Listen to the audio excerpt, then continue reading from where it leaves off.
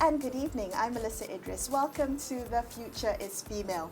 This is the show where we find the extraordinary in every woman. I'm here today at Renaissance Hotel in KL for the International Social Wellbeing Conference 2024, which is organized by EPF. It's in conjunction with the Ministry of Finance, the Implementation Coordination Unit under the Prime Minister's Department, the International Social Security Association, and the ASEAN Social Security Association. And I'm delighted to introduce my guest today, who's one of the speakers at the event, Clare Davenport, who is the founder of Designing for Better. Welcome to the show, Clare. Thank you so much for joining me today. I'm hoping we can start our conversation, with you sharing a bit about your background and what led you to start Designing for Better. Wow. Okay, that's a big question. All right, so when I graduated many years ago, I ended up working in the world of finance. In fact, worked in New York at Goldman Sachs and worked in strategy. And for many years, I worked optimizing companies. Okay. The strategy of companies. And I had 4 kids. I had a health hiccup. And all of a sudden I went, why am I spending so much time optimizing businesses when what I really want to do is optimize human life? And so I became a nutritionist, a yoga instructor. I did graduate work at the University of Pennsylvania in positive psychology. And I studied mindfulness. I studied many, many things. And I ended up now as a well-being coach. I work with leading companies, Microsoft, BlackRock. I work with individuals and groups and teams, and I help them think about their well-being. So what does that mean, optimizing human life, in your definition? Well, I'm going to put on my positive psychology hat here, and I'm going to talk about elements that are more than just money. Relationships. That's connection with a special one person. And that can come in many forms. Not just romantic. Not right? just not romantic, absolutely not. It could be a family member, a bestie, right? Some people even argue it could be a pet.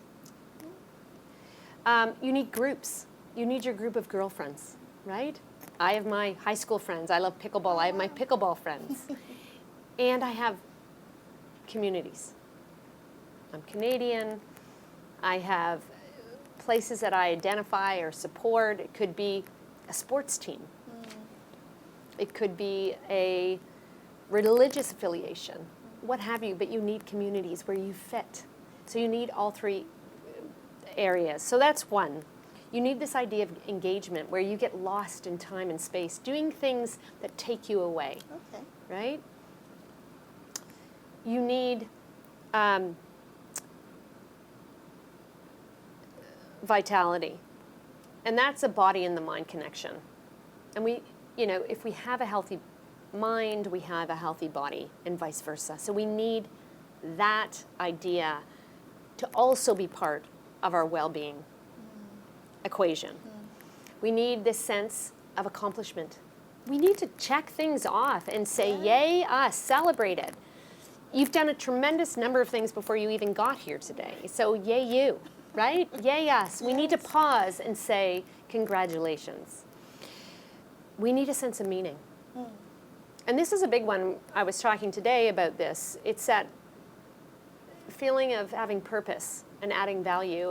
And sometimes in retirement, people forget about this. Yeah. In North America, we lock people away in homes.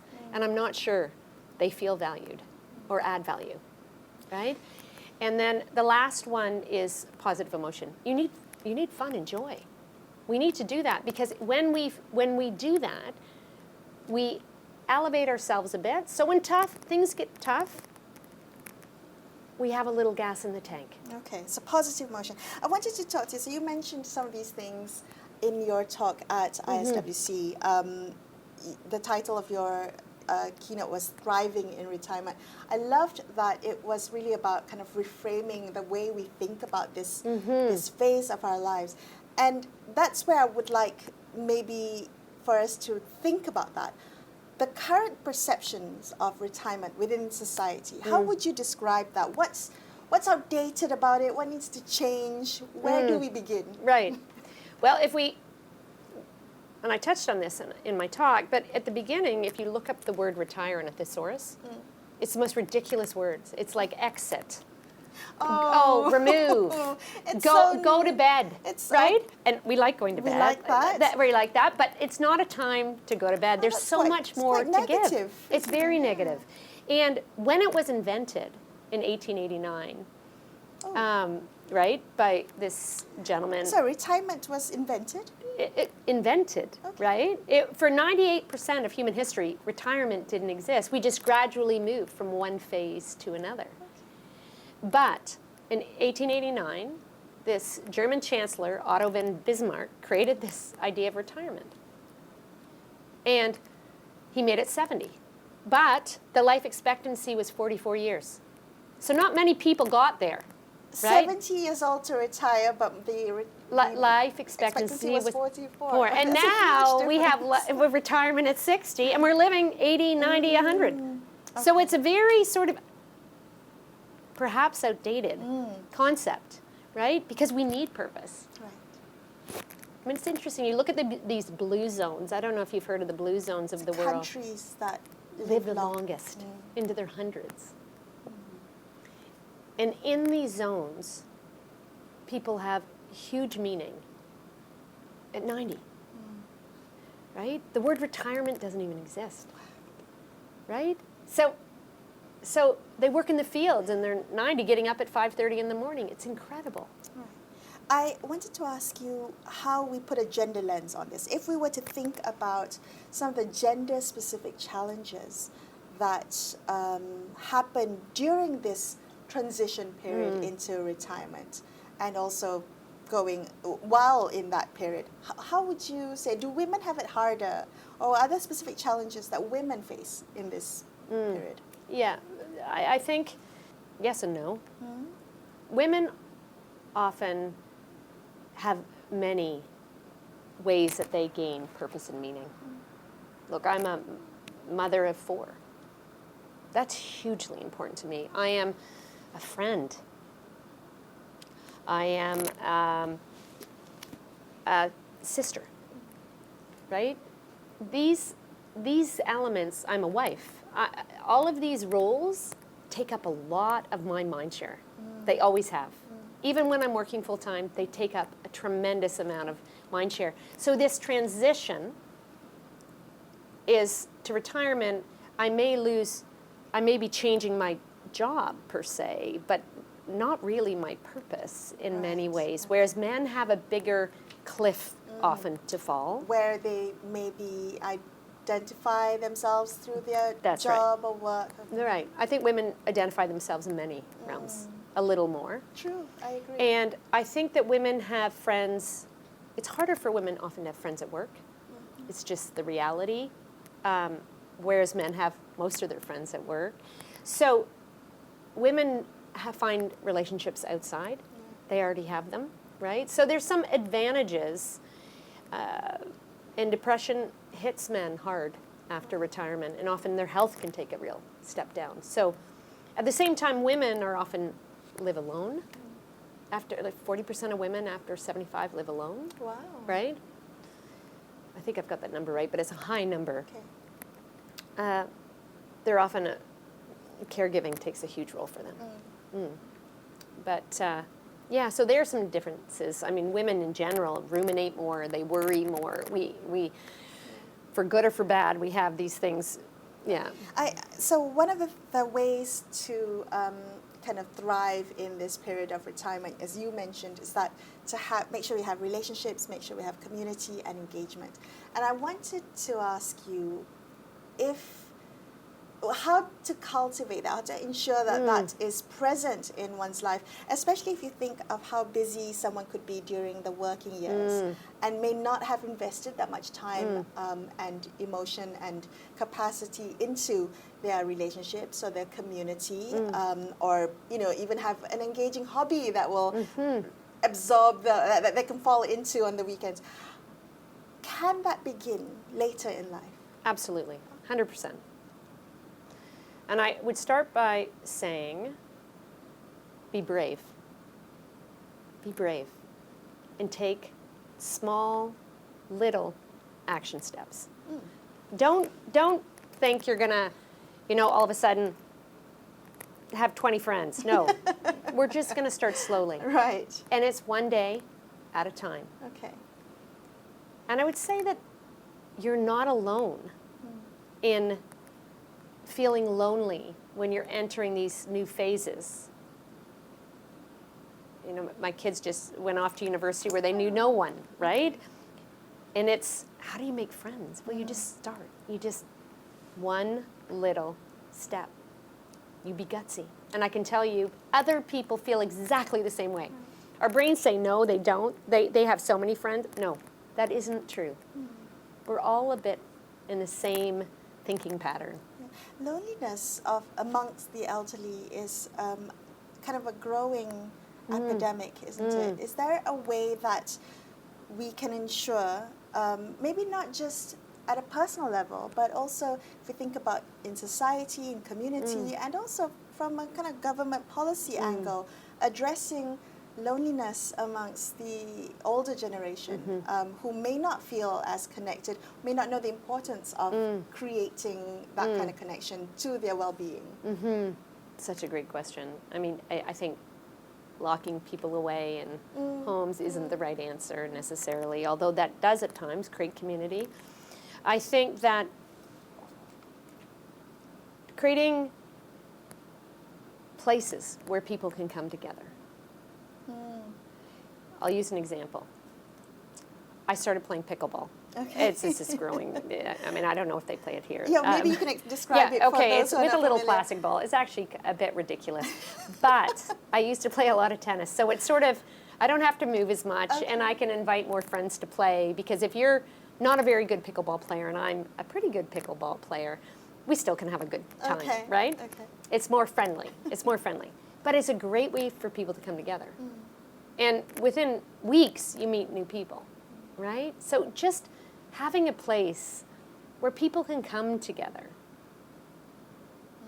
That we create a culture where we bring this awareness that loneliness is real. That it's create neighborhoods where you can have community and put an importance to it. Because it's so vitally important. I think there's lots that can be done at a policy level. And maybe it's also with the younger generation, right? Saying, let's make an importance of taking time out to see your parents, your aunts, your uncles, and it providing space to do it within the corporate world. Within the corporate world? Yeah. I'm just saying maybe it's a half day a month. You know, there's a connection of generations. That's really or having a volunteer system or a mentoring system for older people. An intergenerational workplace that brings this kind of diversity. I love the idea of this kind of gentle transition into retirement, which also means that as people get older, they still have a sense of purpose and connection with maybe their workplace, working part-time. Is that possible in today's world? Do you think in the kind of corporate culture that we have today, is that Well, possible? I hope it is, and I think it's so important because Arthur Brooks at Harvard talks about two types of intelligence. There's this sort of your ability to do quick transactions and create things. And that's when you're young, right? But real wisdom comes in the 70s and the 80s. And you often see fabulous professors in their 70s and 80s, Yes. if you allow it to be. It's the peak of wisdom. That's right, where they have this wisdom. So they make great leaders, mentors, coaches. So if companies are thoughtful, they can bring that in and allow their people to work part-time and mentor young people. And it's a fabulous mix, and it makes for a great corporate culture. I spoke to a company that's a recruitment company that focuses on providing job opportunities or job placements for people who are older. So it's really about hiring kind of more senior workers. And the way they described it to me was that the current corporate culture, there's kind of certain ageism where you're not valued. The minute you get older, you lose what is viewed as productivity. You lose, you have you're seen as a liability, or maybe not as tech literate as a younger generation might be. When you work with companies or organizations like that, Claire, how do you inculcate that feeling, that necessity for diversity, which includes older people? I work a lot with groups. I coach groups, and we talk about various well-being topics. And within those groups, we have different levels, different ages, different stages, and there's wisdom that's shared. So it actually is almost like a grassroots approach. Change the mindset at the grassroots level. I think that's powerful because we need it. We need diversity of thought. We need wisdom on how to manage people, how to lead people, how to excite people. Because if not, we'll have a bunch of 30-year-olds making choices on people's lives, and I think that's very tricky. And not that they're not brilliant and they're not capable, but they are lacking wisdom. When you speak to your clients, your groups, and you talk about using positive psychology to build inner well-being, what are the things that you focus on the most for the people who are watching and think, I might benefit from learning about this? We talk about a lot of different topics. It could be relationships. Are they prioritizing them? Do they have habits around them? Can they create small habits? What are habits? How do we make tiny habits? It could talk about positive emotion. How do we get more at work? How do we positive emotion, those little pockets of joy you were talking about. Yes, those little jolts of joy. How do we get more? How do we do it? Maybe you just put on your favorite song. Maybe you buy yourself a cup of tea or a latte and you just say, this is all for me. You just create little jolts of joy. You might give to somebody. But how do you want to create jolts of joy in your life? Because it matters. There's so many things we talk about. We talk about savoring. Savoring, just making the good last a little longer. Okay. I love the jolts of joy and savoring the jolts of joy. Right, so I do want to ask you, with your talk at the International Social Wellbeing Conference, what would you say you would like the audience to take away from that? What would be the most important takeaway that you would like them to have, particularly if it's somebody who may be approaching this transition period of retirement, may feel unprepared or ill-equipped to deal with it, a bit uncertain, a bit unsure? Great question. I think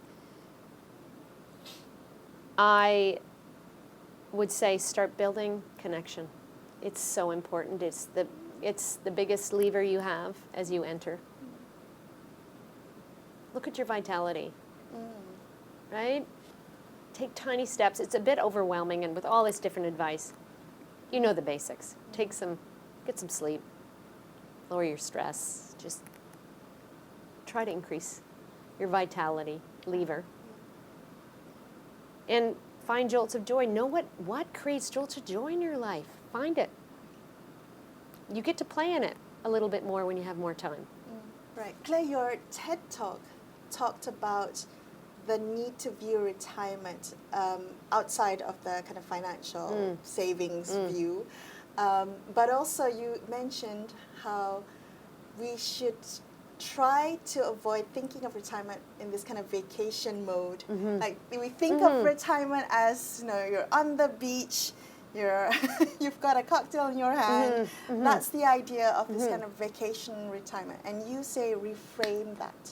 It is, because that's special. If we're going to go on vacation, we're going to have a great time. Yeah, but and if we it's a did, short period. it's a short period. But if we did it every day, it's not a vacation anymore. It becomes the norm. It becomes a norm, and so we want more, and we want more, and we want more. Okay. You call it hedonic adaptation, but we don't.